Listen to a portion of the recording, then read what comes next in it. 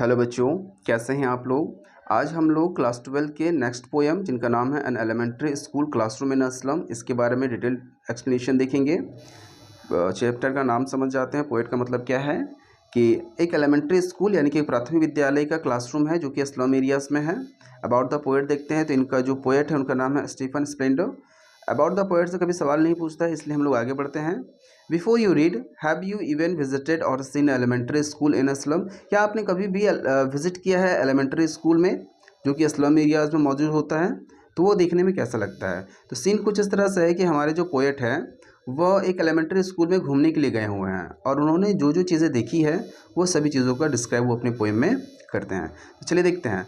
फार फार, जैसे कि लिखा है, far far away, far far from gusty waves this children's face look rootless weeds the hair टॉड round their पैलोर।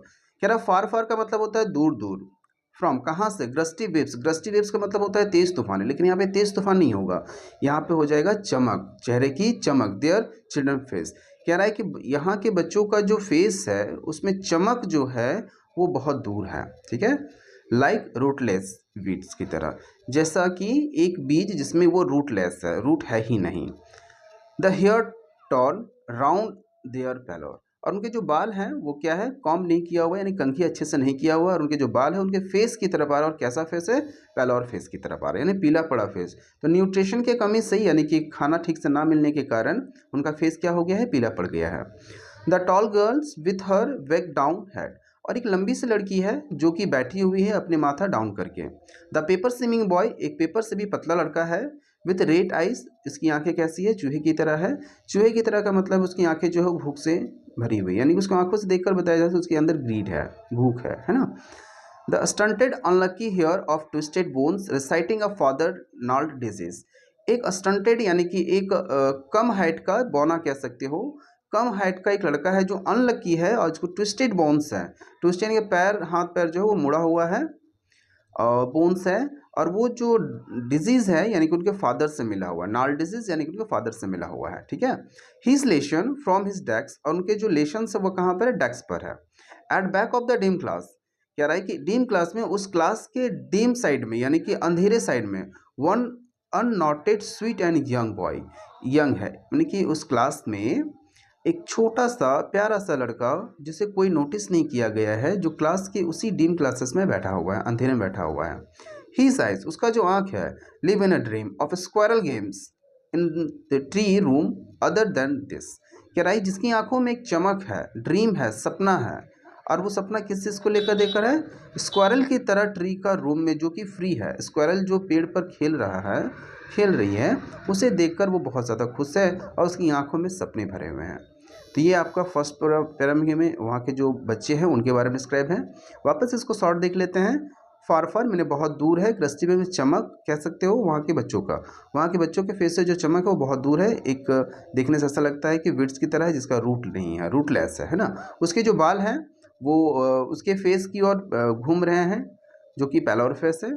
जो एक लंबी सी लड़की है वो अपना माथा डाउन करके बैठी हुई, एक पेपर स्विमिंग बॉय है जिसकी आंखों में भूख है यानी कि रेड आइज की तरह है। जो एक अनलकी बॉय है, और जो उसके बॉन्स जो हैं वो मुड़े हुए हैं, और वो जो डिजीज़ है उनके फादर से मिला हुआ है। उनका जो लेशन है वो डेस्क पर रखा हुआ है। और क्लास के सबसे बैक साइड में, डीम साइड में, एक छोटा सा प्यारा सा बच्चा है जिसकी आंखों में चमक है, एक सपना है।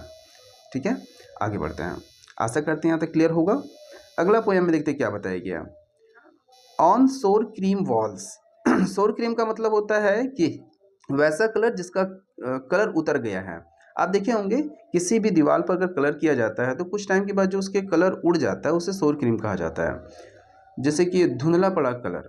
तो ऑन सोर क्रीम वॉल्स, वो जो क्लासरूम है वो कैसा है? उसके जो वॉल्स है वो सोर क्रीम यानी कि दीवार का जो कलर है वो उड़ चुका है। डोनेशंस, और उन्हीं दीवारों में क्या लगा हुआ? डोनेशंस लगा हुआ है। ठीक है ना। अब देखिए क्या क्या डोनेशंस है। पहला डोनेशन, शेक्सपियर्स हैड, शेक्सपियर्स का एक हेड का लगा हुआ है। Cloudless at dawn, cloudless at dawn का मतलब होता है सूर्य जो उगता हुआ सूरज को दिखाया गया है। ठीक है। सिविलाइज्ड डोम राइडिंग ऑल सिटीज, और जितने भी शहर के जो ऊपर का गुंबद होता है, जो डोम साइज का होता है, उन सभी को दिखाया गया है, यानी बड़े बड़े बिल्डिंग्स को दिखाया गया है। वैलिड फ्लावरी टाइलर वैली, और यहाँ पे एक वैलिड फ्लावरी दिखाया गया है टाइलर वैली, जो कि बहुत ज़्यादा सुंदर होता है और वहाँ पे पेड़ पौधे हरियाली सभी चीज़ें होती है। और साथ ही साथ ओपन हैंडेड मैप भी है, awarding the world this world, और जो इस कहता है कि पूरा जो वर्ल्ड है उसी में समाया हुआ है। तो इसका मतलब है क्या समझे कि दीवार जो है वो क्रीमलेस है, मानी कि कलरलेस है, जिसमें डोनेशंस लगा हुआ है। क्या क्या डोनेशन है? शेक्सपियर सैड्स है, क्लाउडलेस एट अ डाउन है, यानी कि सूर्य का उगता हुआ दृश्य है, शहर का जो चकाचौंध है उसको दिखाया गया है, वहाँ पे वैली दिखाया गया है फ्लावर का जिसका टाइलर वैली है, एक ओपन हैंडेड मैप है जो कहता है यानी मैप वो दिखाता है, ओपन हैंडेड मैप का मतलब है वो दिखाता है कि सारा जो दुनिया है उसी में समाया हुआ है। यहाँ पे देखिए दो तरह के वर्ल्ड्स के बारे में बात है। यहाँ पे जो मैप है उसमें दिखाया गया है कि वहाँ जो कलरफुल है और कहते हैं कि एनर्जी से भरा हुआ एक वर्ल्ड दिखाया गया है जिसमें सभी सुविधाएं दी गई हैं। लेकिन इन बच्चों के लिए जो स्लम एरियाज में रहते हैं इन बच्चों के लिए यह सभी वर्ल्ड वो वर्ल्ड नहीं है। And yet for this children's this window not this map, इन बच्चों के लिए जो वर्ल्ड है वो विंडो है और विंडो के बाहर का दृश्य है, not this world not this map, और ये जो ऊपर मैप दिखाया गया है यह उसका वर्ल्ड नहीं है। Their world where all their futures printed with a fog, और इनका जो वर्ल्ड है वो विंडो है जहाँ पर उनका जो फ्यूचर है वो पेंटेड है विथ फॉग से। फॉग का मतलब होता है धुंध से, यानी कि यहाँ के बच्चों की जो ज़िंदगी है वह पूरी तरह से फॉग से भरा हुआ है, फॉग से पेंटेड है, यानी कि इनका आगे बढ़ने का कोई चांसेस नहीं है। तो यहाँ पे दो तरह के वर्ड्स के बारे में दिखाया गया है। आशा करते हैं क्लियर होगा। आगे देखते हैं। आगे लिखा है a narrow street sealed in with a lead sky. आगे में यानी खिड़की से बाहर अगर देखें, एक आगे में एक गली है, स्ट्रीट है जो कि पूरी तरह से ढका हुआ है स्काई से, लेड स्काई माने कि उससे ढका हुआ है।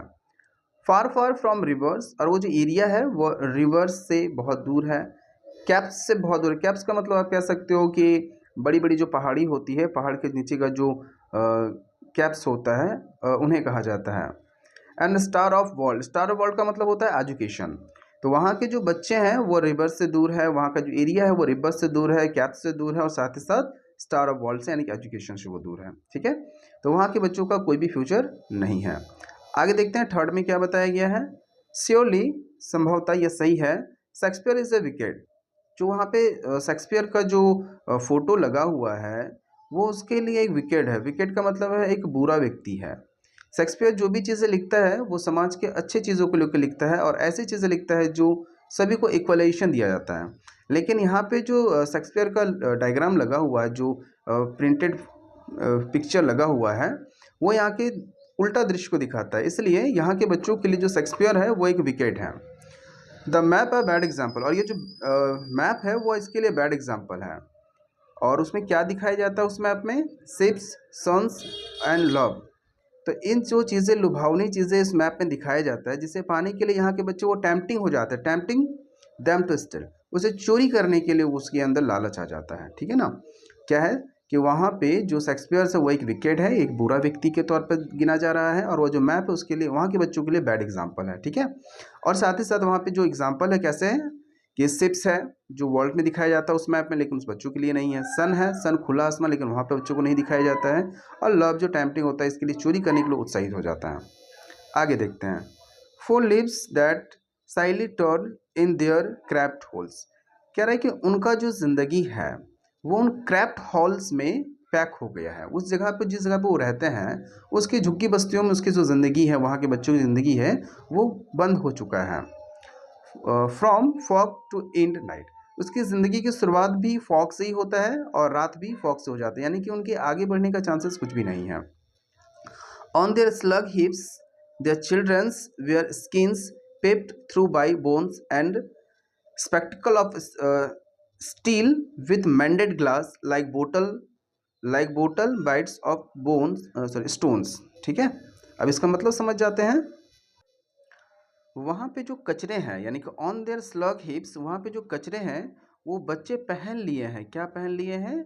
Skins through the bones of spectacled of steel with mended glass. वहाँ के जो बच्चे हैं वो इस तरह के ग्लासेस को पहने हुए हैं जो स्टील का बना हुआ, जो बहुत ज़्यादा भारी है, और वो किस किस चीज़ से बना हुआ है?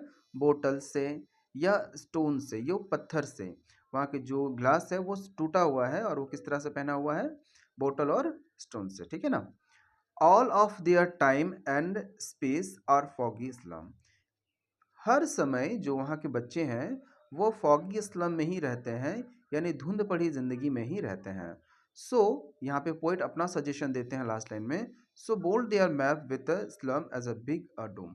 इसलिए वो क्या कहते हैं कि वो जो मैप टंगा हुआ है, जो क्लासरूम में जो मैप टंगा हुआ है उस पर एक धब्बा लगा दो, है ना, उस पर एक धब्बा लगा दो कि जो वर्ल्ड दिखा रहा है, जो दुनिया दिखा रही है, उससे भी अलग एक दुनिया इस जगह पे मौजूद है। तो पोइट का ये अपना मीनिंग है, वो अपना थॉट्स को रिकवर करते हैं। इतने सारी चीज़ों को देखने के बाद वो कहते हैं कि दुनिया जिस तरह से मैप में दिखाई जा रही है सच में वैसा नहीं है, और एक धब्बा लगा दीजिए उस मैप में जिसमें इस तरह के बच्चों की ज़िंदगी और इस तरह के एरियाज़ के बारे में दिखाया जाए। ठीक है, आगे बढ़ते हैं। अब देखिए पोइट क्या कहना चाहते हैं, unless governor inspector visitors this map become their window and their windows that shut open their lips like catacombs. कह रहा है कि जब तक कि अनलेस, जब तक कि गवर्नर इंस्पेक्टर या विजिटर्स इन पर ध्यान नहीं देंगे, जब तक कि गवर्नर, यहाँ के जो गवर्नर हैं या इंस्पेक्टर हैं या विजिटर्स अगर इन पर ध्यान नहीं देंगे तो इनके लिए जो मैप है वो इसका विंडो ही हो जाएगा, उसका विंडो ही रहेगा। और वो विंडो ऐसा होगा जो उन्हें रहने के लिए मजबूर करेगा, कहाँ पे, कैटाकॉम्स में। कैटाकॉम्स क्या होता है कि जमीन के अंदर का छोटा सा घर, आप जैसे समझ सकते हो इसे, जमीन में गड्ढा खोद दीजिए और उसको चारों तरफ से पैक कर दीजिए, उसके अंदर वो रह सकता है लेकिन बाहर नहीं आ सकता, यानी चारों तरफ से पैक एक घर, ठीक है ना। तो उसे कैटाकॉम्ब कहा जाता है। आप इसको अगर देख सकते हो तो इसे आप एक शॉर्ट वर्ब में कह सकते हो,